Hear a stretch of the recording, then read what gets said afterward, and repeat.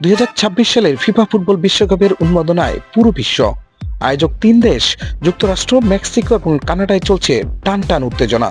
তবে স্টেডিয়াম নির্মাণ আর নিরাপত্তা ব্যবস্থার বাইরে মেক্সিকো এবং কানাডা নিয়েছে এক সম্পূর্ণ ভিন্নধর্মী প্রস্তুতি।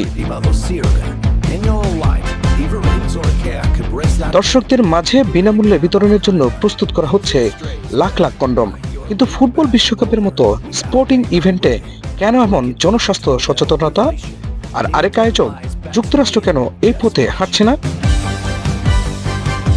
2026 সালের এই মেগা আসরে লাখো দর্শকদের পদচারণায় মুখরিত হবে মেক্সিকো, কানাডা এবং যুক্তরাষ্ট্র।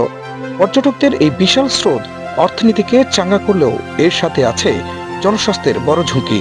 আর সেই ঝুঁকি এড়াতেই মেক্সিকো নিয়েছে এক যুগান্তকারী সিদ্ধান্ত। মেক্সিকোর স্বাস্থ্য মন্ত্রণালয় জানিয়েছে, পুরো টুর্নামেন্ট জুড়ে তারা 60 থেকে 70 লাখ কন্ডম বিনামূল্যে বিতরণ করবে। মেক্সিকো সিটি, গুয়াদালাজারা এবং মন্তেরেই এই 3টি আয়োজক শহরের বিমানবন্দর, ফ্যান জোন, পর্যটন কেন্দ্র এবং রেস্তোরাঁগুলোতে বসানো হবে বিশেষ বুথ। উদ্দেশ্য একটাই, মেগা ইভেন্ট চলাকালীন HIV, সিফিলিসের মতো যৌনবাহিত সংক্রমণ বা STI এবং অনাকাঙ্ক্ষিত গর্ভধারণ শূন্যের কোঠায় নামিয়ে আনা।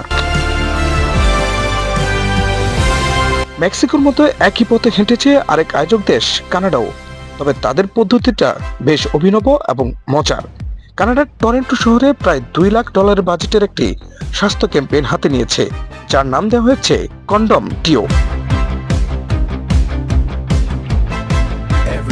সাধারণ কোনো মোড়ক নয়, বরং ফুটবলের থিম মাথায় রেখে তৈরি করা হয়েছে বিশেষ ডিজাইনের 6টি মোড়ক। ফুটবলীয় স্লোগানের আদলে মোড়কের গায়ে লেখা হয়েছে ওয়াটা ফিনিশ কিংবা ব্লক দোজ শটস এর মতো আকর্ষণীয় কথা। এই 5 লাখ বিশেষ সংরক্ষণের কন্ডম বিনামূল্য সংগ্রহ করতে পারবেন দর্শনার্থীরা। মেক্সিকো ও কানাডা যখন জনস্বাস্থ্য নিয়ে এত বড় পদক্ষেপ নিচ্ছে, তখন একেবারে বিপরীত চিত্র যুক্তরাষ্ট্রে।